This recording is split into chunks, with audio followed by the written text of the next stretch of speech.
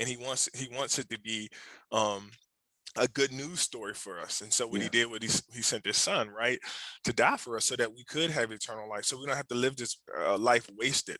Purpose driven living, that's the motto. Purpose driven living, boy, that's the motto. If God orders my steps, then I'ma follow. We just steward the gifts that we borrow.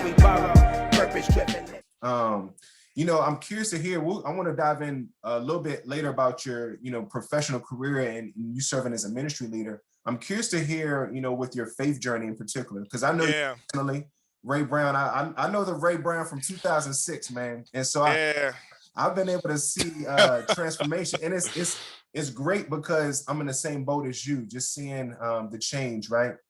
So I'm just curious to hear from you personally, like how has faith influence your decision making from a career perspective in your life, and then obviously as a ministry leader?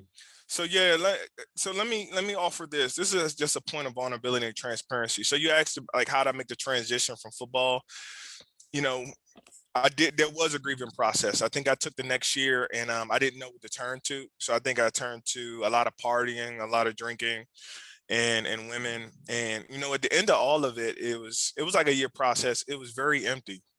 And what happens with anything that you look to fulfill yourself, particularly in this world, none of that stuff lasts. It's always a little bit of a high or a little bit of satisfaction that goes away, and then you find yourself on a chase.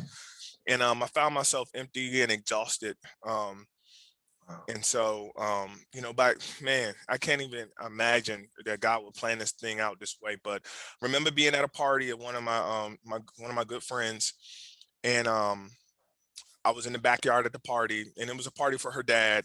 And me and my friend were there. My friend was a fan of the Redskins. I didn't grow up as a fan of the Redskins, but he was. And so in the backyard was Daryl Green. He's a famous one of the most famous Redskins. And my friend runs up to him. He's like, "Hey, man, my dad loves you. You're a man of God." And so I'm kind of mortified because we're hanging out drinking. I'm like, "Oh man, we're gonna talk about God."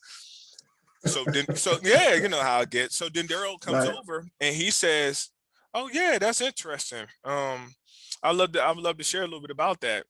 And like literally, he talked to us for 2 hours. He started and he led with a question. He said, "Let me ask you this question: if your life would end today, what would it have meant?" And my heart just dropped. I had to. I mean, it's like my life flashed before my eyes, and I was just wasting my life. And he then began to become the gospel, and he just he shared with me and with us, that's the question that God already had answered for us. Hi, at Lenore Coaching, we work with a wide variety of job seekers, including students, early career professionals, and experienced professionals, with services including job search strategy, career exploration, personal branding, networking, interview preparation, as well as resume and cover letter writing. So you guys can contact us first by reaching out to our website, which is www.lenorecoaching.com. You can also contact us via social media. We have Instagram and Facebook pages, Lenore Coaching LLC. And he wants it to be a good news story for us. And so what he did, he sent his son, right, to die for us so that we could have eternal life, so we don't have to live this life wasted. And I was just like so profoundly struck. Let me tell you what was most profound though. Now, mind you, this is a very important man in football history, right? Right. And he offered to mentor me for that rest of that summer. And I'm a lowly guy. At the time I had dreadlocks from PG County. Up to that point, I never had a man in my life offer to walk with me. So somewhere in my heart, there was this gap of not being led by a man, not knowing what it meant to be a man. And this man who was very important, chose to walk with me. Wow. And I think he was modeling what God does for us. He humbles himself and he becomes a servant for us. And he did that for me, walk with me, man. He opened the scriptures for me. My life was forever changed from that point. I tell people, man, it wasn't a walk. It was a sprint after that. I was sprinting. And so, yeah, that was really the train. It was like that. In that conversation, it doesn't always work like that for people in their faith. And it's not to say today I'm not still working. God is revealing so much stuff in my heart and mind. But that was the moment, man, that a model was set for me and the message was given to me. And so I've been running in that direction ever since. And so it's been humbling. It's the foundation of everything.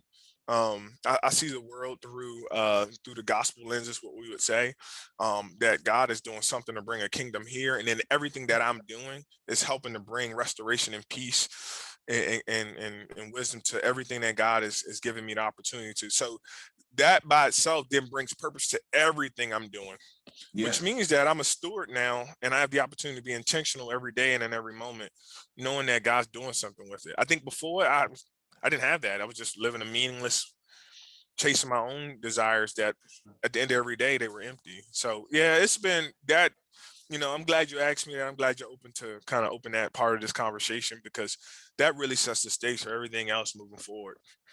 No, that's phenomenal. And it's funny, Ray, because at the heart of, I sent you the notes of potential questions here, and, you're somebody that jumps off like ever from, me knowing you for from 2006 to now. You were always a natural leader, right?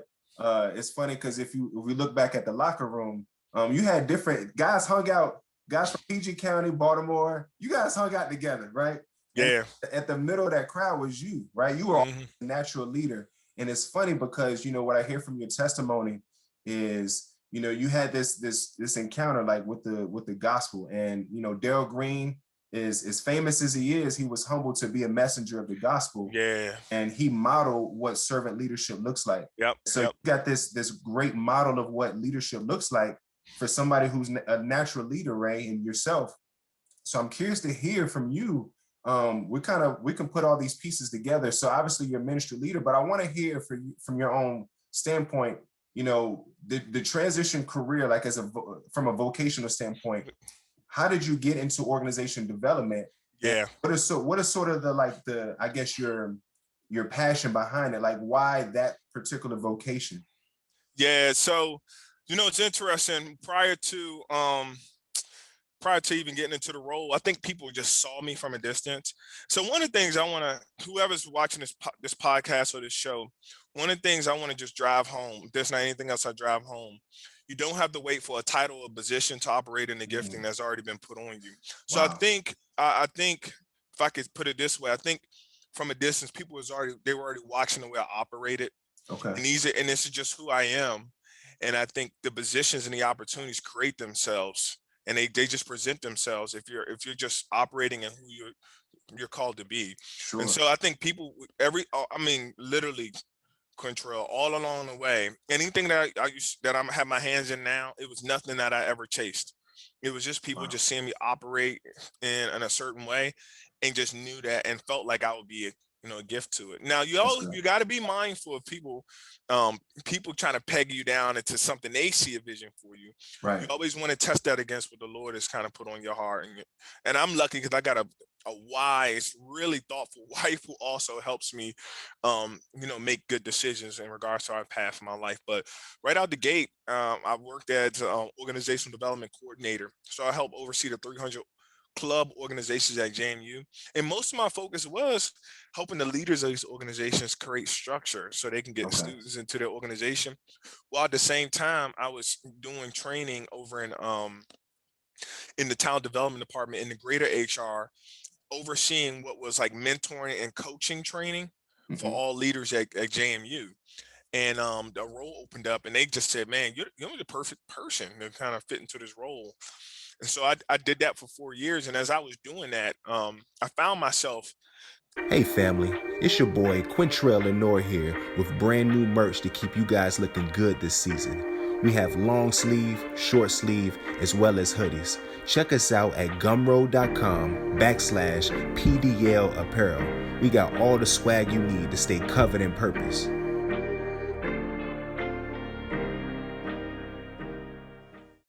Literally outside of my job, getting all these different speaking engagements. And so I'm only in my early 20s and I'm getting shipped off to New York at, I spoke at Hofstra, spoke at Towson, spoke at the CAA Leadership Summit. And I'm just getting invited to just speak because people has saw me be faithful and speak at other places.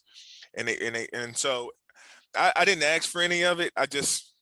I just kind of just stepped into the opportunities that presented themselves. And so, one of the things I think that's always helpful for me is, I think if you're always in a situation where you're intentionally trying to help people, trying to support people, Right. that's one thing. Like, you're actively serving. I think if you're always actively learning, so I'm always reading something, I always Okay. find myself getting a certification.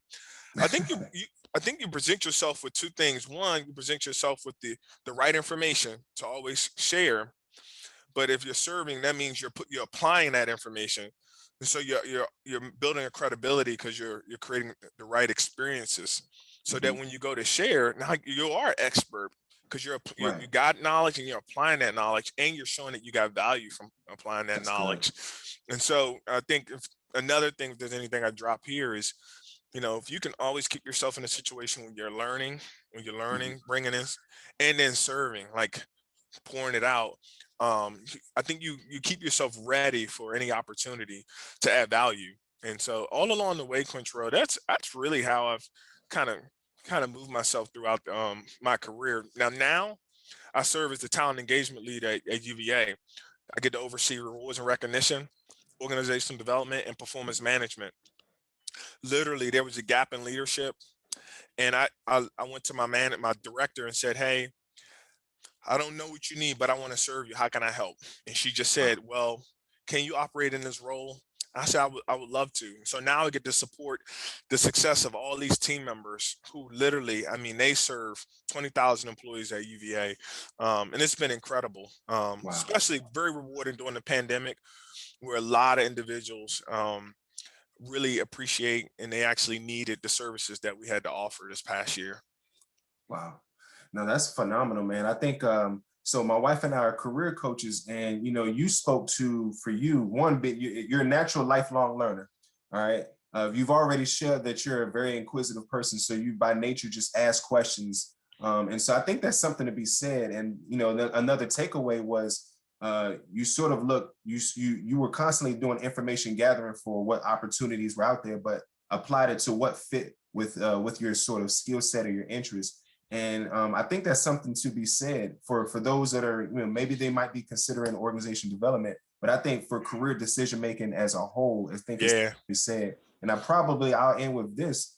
You mentioned with like this getting that actual experience, serving, putting yourself in a position to do the work is probably one of the bigger takeaways. I think too often, we're waiting for the exactly. job opportunity, right? Yep. But you've in a lot of ways created opportunities for yourself Yeah. by doing what you're interested in, but letting people see your value in the work that you do. So I think that's a phenomenal takeaway, Ray. I appreciate that. I'm curious to hear because you like with you being in this world of organization development and talent development, and obviously you've got these speaking engagements lined up. Like for you, if you were to kind of talk to somebody that might be considering this particular industry, Yeah. sort of feedback would you give them? I guess a perspective of like what skill sets are important, or how do they get to where you are in terms of career pathway? Yeah, that's great. I think one of the things that's important as you consider this field.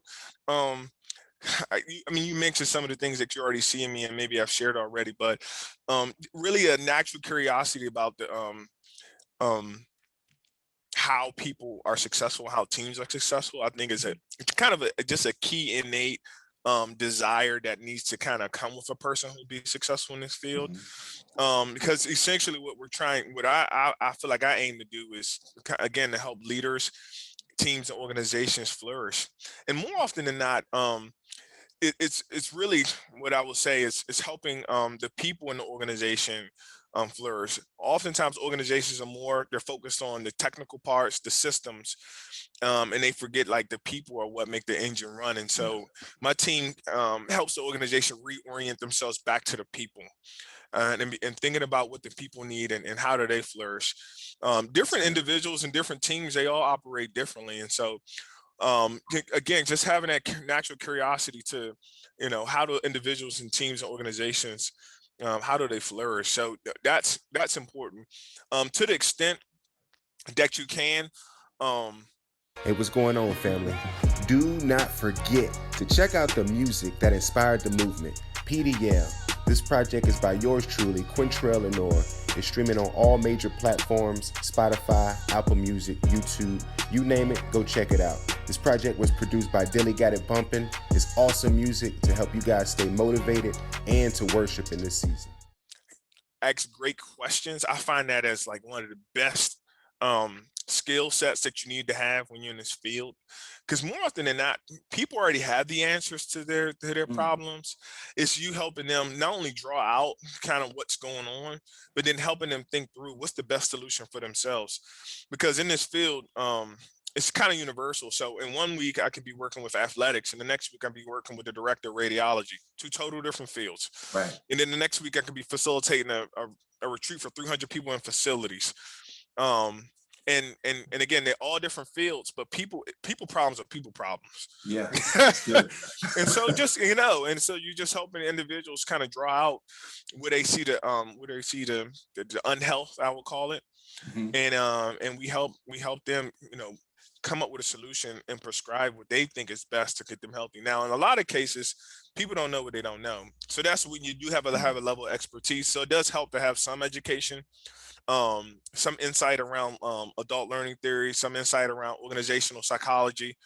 There's some really good books out there. Pax Lencioni is one of my favorite kind of organizational development authors out there and practitioners. He does a good job. 5 Dysfunctions of a Team is a good book. If you're thinking about this world, that's probably a good start to kind of give you a picture like what I'm like an individual in this world is doing when they're doing this kind of work. He does a good job. If anybody's ever heard of Raymond Brown, she's one of the leading industry speakers when it comes to kind of organizational health. She does a lot of great work on vulnerability. But again, vulnerability is a behavior or an attribute that's lacking in leadership. And so, again, she does some great work. I can go on and on and on and ream off a lot of different leaders, but that's good. If there's something that an individual wants to do, this is what I always ask when a person asks me what I do, and I'm always like, man, how do I answer that question? I said, tell me about something that you don't like about your job. And they'll tell me. And I said, I help fix that. Yeah. And so I try to help unhealthy work environments get healthy. The same way a doctor helps a person get healed from sickness, I help teams and organizations that are sick get healthy. So yeah, it's amazing. Every day is different. Just like with a doctor, every patient is different, and what they're dealing with is different.